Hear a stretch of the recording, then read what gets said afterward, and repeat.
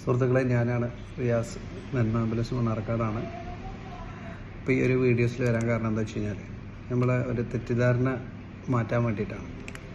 ഈ കഴിഞ്ഞ ചങ്ങലേരിയിൽ ഇതേപോലെ ഒരു പാമ്പ് കടിയേറ്റ് ഒരു വിഷയം ഉണ്ടായിരുന്നു.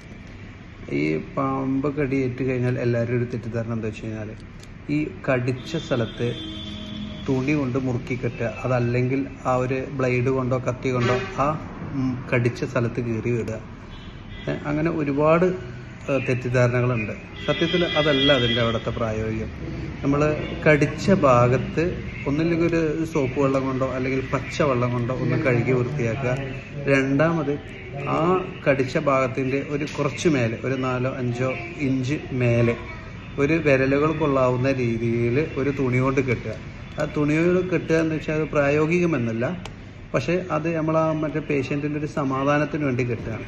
പക്ഷെ അത് കെട്ടിയിട്ട് കാര്യങ്ങളൊന്നുമില്ല. പക്ഷെ ചില ആൾക്കാരുണ്ടാവും ആ തുണി കൊണ്ട് മുറുക്കി കെട്ടി ആ ഭാഗത്ത് സർക്കുലേഷൻ തന്നെ, ബ്ലഡ് സർക്കുലേഷൻ തന്നെ ഇല്ലാത്ത രീതിയിലൊരു ബ്ലൂ ഷെയ്ഡൊക്കെ വന്നിട്ടുണ്ടാവും. അങ്ങനെ ആകുമ്പോൾ നമ്മൾ ചെയ്തതിനേക്കാൾ, ഉപകാരം ചെയ്തതിനേക്കാൾ കൂടുതൽ അതൊരു ഉപദ്രവത്തിലേക്കാണ് പോവുക.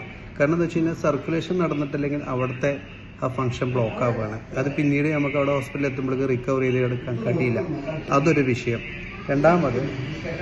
രണ്ടാമത് നമ്മൾ കടിയേറ്റ് കഴിഞ്ഞ ഉടനെ നമ്മൾ എത്രയും പെട്ടെന്ന് മെഡിക്കൽ ട്രീറ്റ്മെൻറ്റ് എടുക്കുക. അല്ലാതെ നമ്മൾ വൈദ്യർ പോസിബിൾ ആണെന്നല്ല പറയുക. എപ്പോഴും ഉത്തമം നമ്മൾ മെഡിക്കൽ സംബന്ധമായ ഹോസ്പിറ്റൽ ബേസിൽ ട്രീറ്റ്മെൻറ്റാണ് നല്ലത്. കാരണം ഇത് കടിച്ചു കഴിഞ്ഞാൽ ആദ്യം ഇവരുടെ സർക്കുലേഷൻ ഫാസ്റ്റ് ആവാതെ നോക്കുക എന്നുള്ളതാണ് നമ്മൾ ആദ്യം ശ്രദ്ധിക്കേണ്ടത്. അവർക്ക് ടെൻഷൻ ഇല്ലാത്ത രീതിയിൽ നമ്മളവരെ കൂളാക്കുക. രണ്ടാമത് അവരോട് ഇതിനെക്കുറിച്ചിട്ട് വല്ലാതെ ടെൻഷനാക്കി സംസാരിക്കാതിരിക്കുക.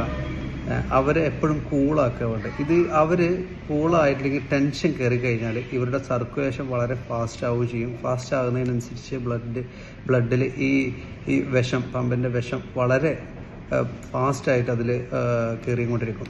അതുകൊണ്ടാണ് അവരെ ഇമോഷണൽ ആക്കരുത് എന്ന് പറയുന്നത്.